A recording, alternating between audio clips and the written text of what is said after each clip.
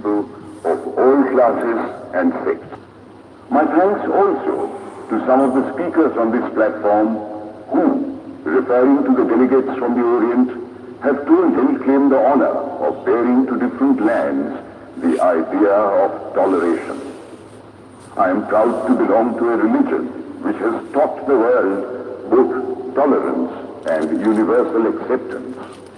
We believe not only in universal toleration, but we accept all religions as true.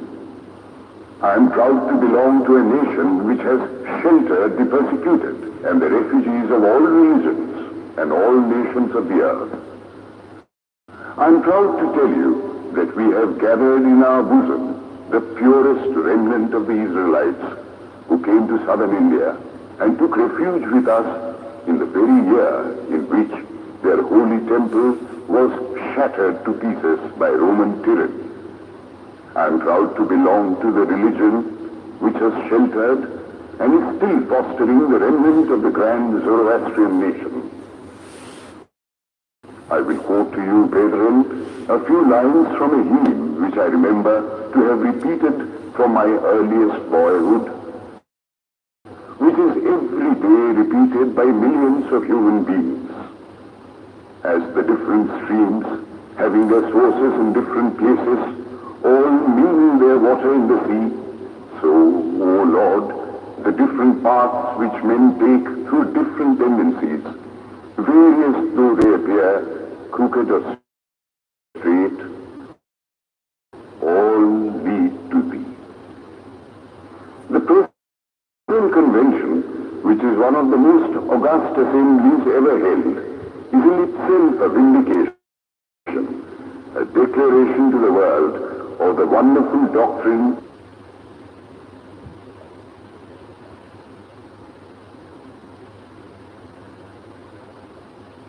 I reach Him. All men are struggling through paths which in the end lead to me.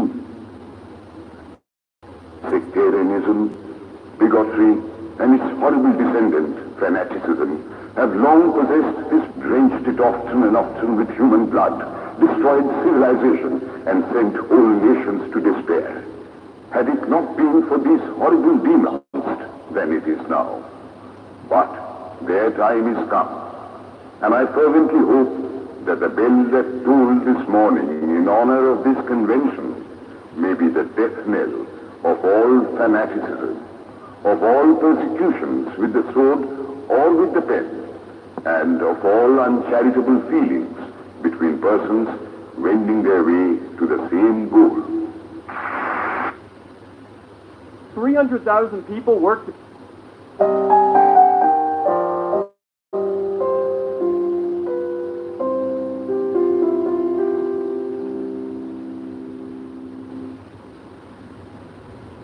I love this place. Thank you all for coming out in the rain, the pouring rain. We're going to make this worth it for you. President Faust, Board of Overseers, faculty, friends, alumni, proud parents, members of the ad board, and graduates of the greatest university in the world.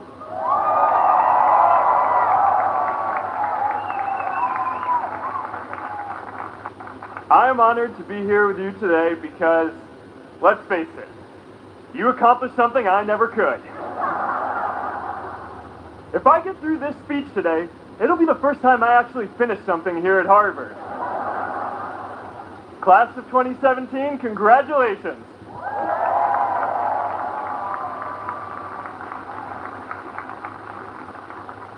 Now, I'm an unlikely speaker today, not just because I dropped out, but because we're technically in the same generation. We walked this yard less than a decade apart. We studied the same ideas and slept through the same Act 10 lectures. We may have taken different roads to get here, especially if you came all the way from the Quad. But today, I want to share what I've learned about our generation and the world we're all building together. But first, these last couple of days brought back a lot of good memories. How many of you remember exactly where you were and what you were doing when you got that email telling you got into Harvard?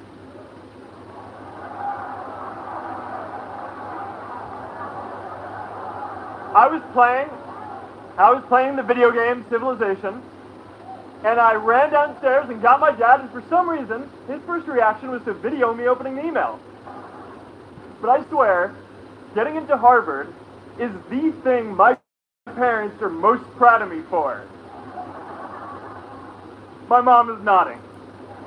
You'll know what I'm talking about. Look, guys, it's tough to beat this. You'll see when you get out there. How many of you remember your first lecture here at Harvard?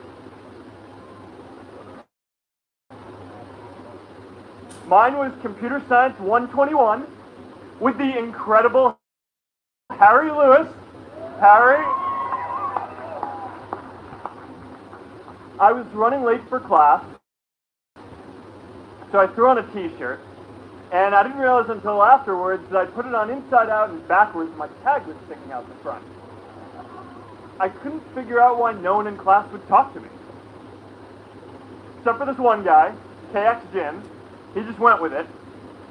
We started doing our problem sets together, and now he runs a big part of Facebook.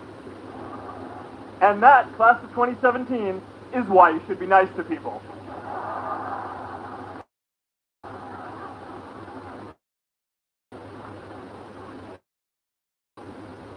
But my best memory from Harvard is meeting Priscilla.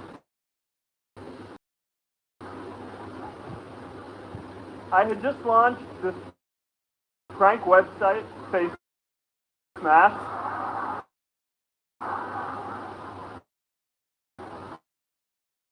And the ad board wanted to see me. Parents drove up here to help me pack my stuff.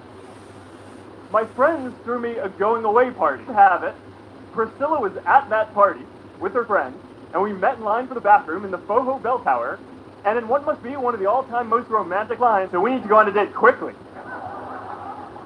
Actually, any of you graduating today can use that line. I'm getting kicked out today. We need to go on a date fast. I didn't end up getting kicked out. I did that. Oh, that movie made it seem like Face Smash was so important to starting Facebook. It wasn't. But without Face Smash, I never would have met Priscilla. And Priscilla's the most important person in my life. So you could still say it was the most important thing I built in my time here.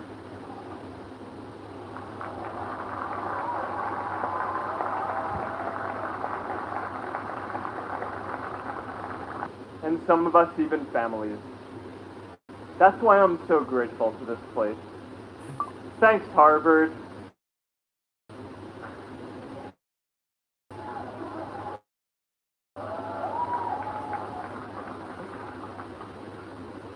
Today, I want to talk about purpose. But I'm not here to give you the standard commencement about finding your purpose. We're millennials. We try to do that instinctively. Instead, I'm here to tell you that finding your purpose isn't enough. The challenge for our generation is to create a world where everyone has a sense of purpose. One of my favorite stories is when JFK went to go visit the NASA Space Center, and he saw a janitor holding a broom, and he asked him what he was doing, and the janitor replied, "Mr. President, I'm helping put a man on the moon." Purpose is that feeling that you are a part of something bigger than yourself, that you are needed, and that you have something better ahead to work for. Purpose is what creates true happiness. And you are graduating at a time when this is especially important. When our parents graduated, that sense of purpose reliably came from your job, your church, your community. But today, technology and automation are eliminating many jobs. Membership in a lot of communities has been declining, and a lot of people are feeling disconnected and depressed and are trying to fill a void in their lives. As I've traveled around, I've sat with children in juvenile detention and opioid addicts who told me that maybe their lives would have turned out differently if they just had something to do. an after-school program, or somewhere to go. I've met factory workers who know their old jobs aren't coming back and are just trying to find their path ahead.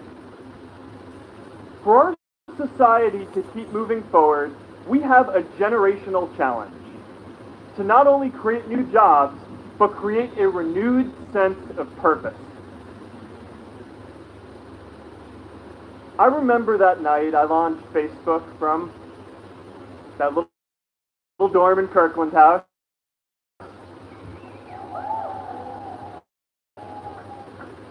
I went to Noakes with my friend KX, and I remember telling him clearly that I was excited to help connect the Harvard community, but one day someone would connect the whole world.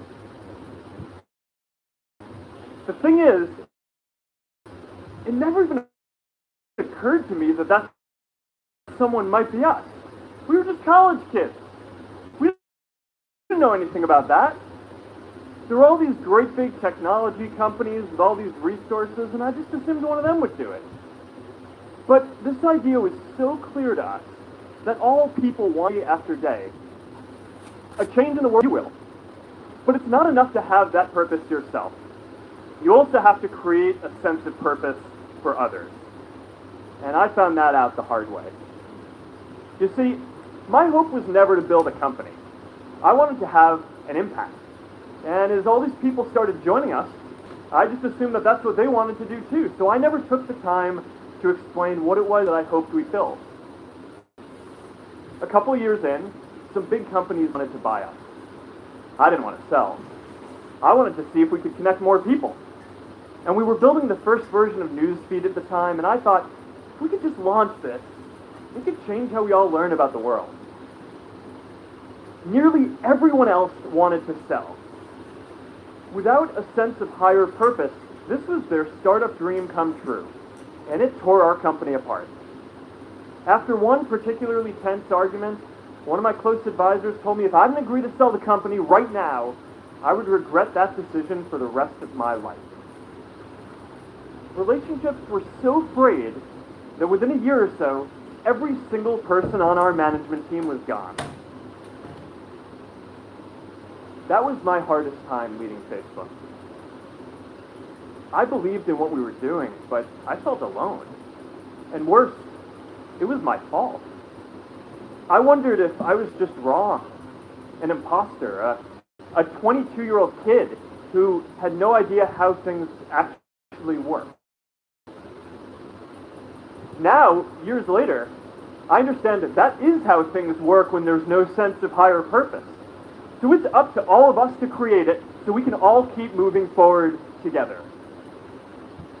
And today, I want to talk about 3 ways that we can create a world where everyone has a sense of purpose. By taking on big, meaningful projects together. By redefining equality so everyone has the freedom to pursue their purpose. And by building community all across the world. So first, let's take on big, meaningful projects. Our generation is going to have to deal with tens of millions of jobs replaced by automation like self-driving cars and trucks. But we have the potential to do so much more than that. Every generation has its defining work. More than 300,000 people worked to put that man on the moon, including that janitor. Millions of volunteers immunized children around the world against polio, and millions of more people built the Hoover Dam and other to do great things.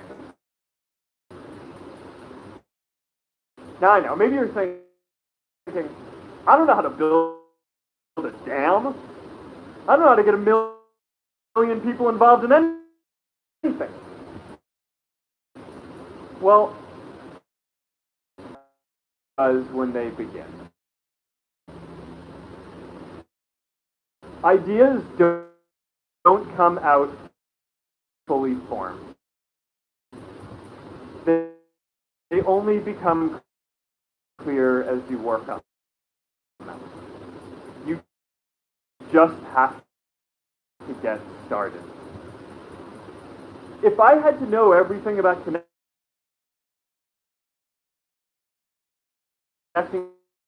people before I got started, I never would have built Facebook. Movies and pop culture just get this all wrong. The idea of a single eureka moment is a dangerous lie. It makes us feel inadequate. It prevents people with seeds of good ideas from ever getting started in the first place. Oh, and you know what else movies get wrong about innovation?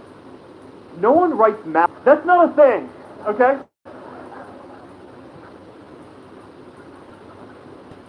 It's really good to be idealistic, but be prepared to be misunderstood. Anyone working on a big vision is going to get called crazy, even if you end up right.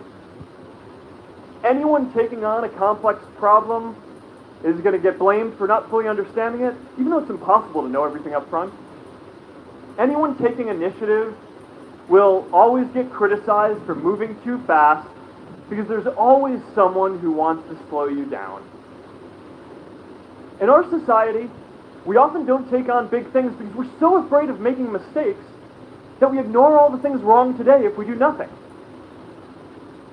The reality is, anything we do today is going to have some issues in the future. But that can't stop us from getting started.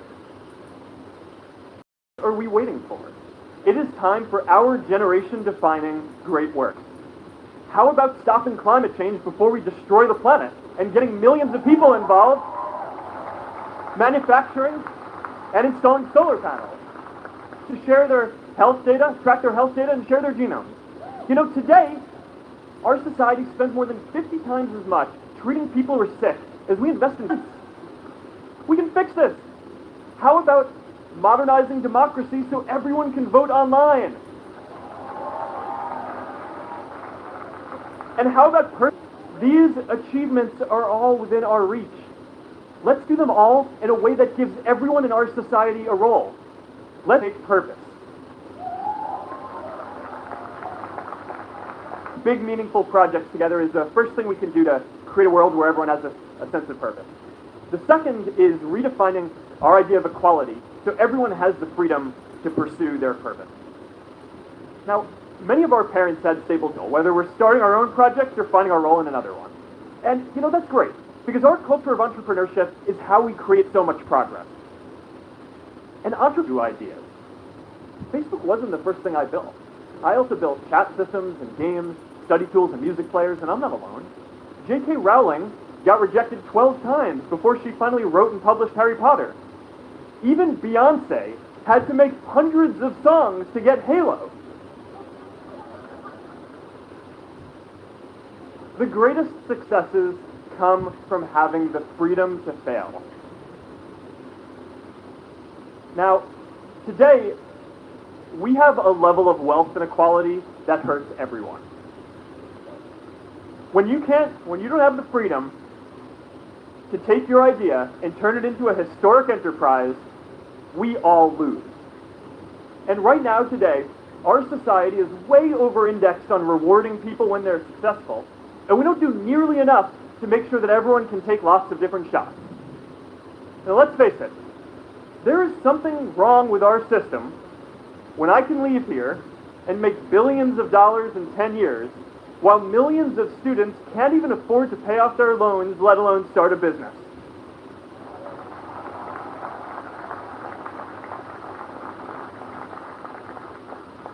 Look, I know a lot of entrepreneurs, and I don't know a single person who gave up on starting a business because they were worried they might not make enough money. But I know too many people who haven't had the chance to pursue their dreams because they didn't have a cushion to fall back on if they fail.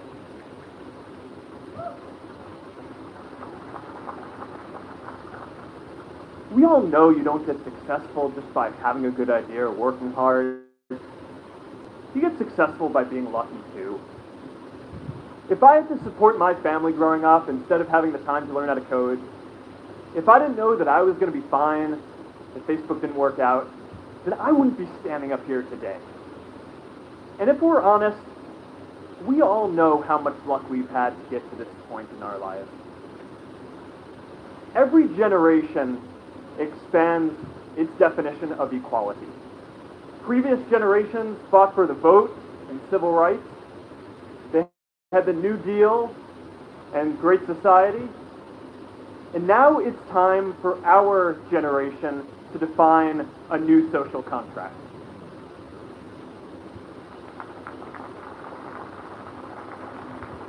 We should have a society that measures progress not just by economic metrics like GDP, but by how many of us have a role we find meaningful. We should explore ideas like universal basic income to make sure that everyone has a cushion to try new ideas. We're all going to change jobs and roles many times, so we need affordable child care to get to work and health care that's not tied to just one employer. And we're all going to make mistakes. So we need a society that's less focused on locking us up and stigmatizing us when we do.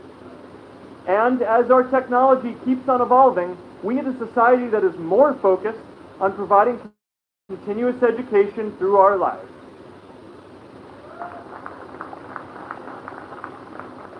And yes, giving everyone the freedom to pursue purpose isn't going to be free. People like me should pay for it. And a lot of you are going to do really well, and you should too.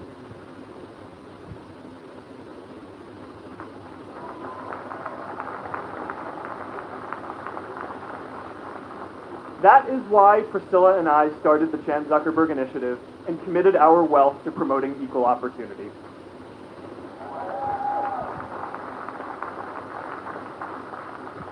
These are the values of our whole generation. It was never a question of if we were going to do this. The only question was when. Millennials are already one of the most charitable generations in history. In just 1 year, more than 3 in 4 U.S. millennials donated to charity, and more than 7 in 10 raised money for another one. But it's not just about giving money. You can also give time. And I promise you, if you just take an hour or two a week, that's all it takes to give someone a hand and help them reach their potential. Now, maybe you're thinking, that's a lot of time. I'm not sure if I have that much time. I used to think that. You know, when Priscilla graduated from Harvard, she became a teacher. And before she'd do education work with me, she told me that I needed to get my own experience teaching a class. At first I complained. You know, I'm kind of busy. I'm running this company. But she insisted. So I taught an after-school program at the local Boys and Girls Club on entrepreneurship. I taught those kids lessons on product development and marketing, and they taught me what it was like growing up feeling targeted for your race, and what it's like having a family member in prison. I shared stories of my time in school, and they shared their hope that one day they would get to go to college too.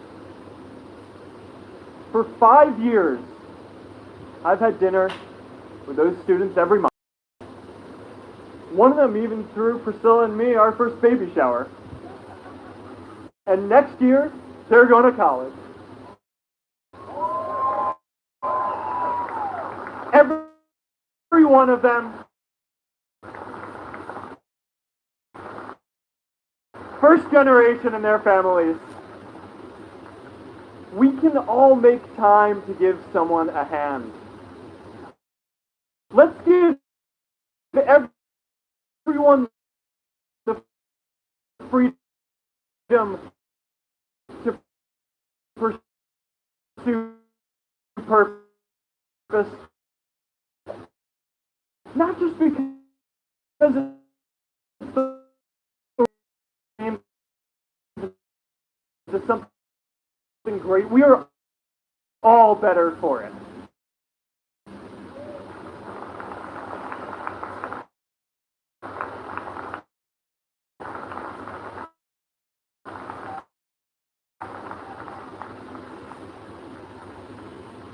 Purpose doesn't only come from work.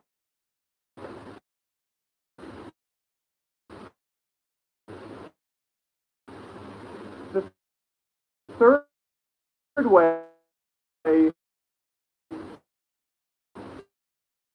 can create a sense of purpose for everyone is by building community. And in our generation, when we say purpose for everyone, we mean everyone in the world. Now, quick show of hands. How many of you here are from another country? All right, now keep your hands up. How many of you are friends with one of these folks? Now we're talking. See, we have grown up connected. In a recent survey of millennials around the world, asking what most defines our identity, the most popular answer wasn't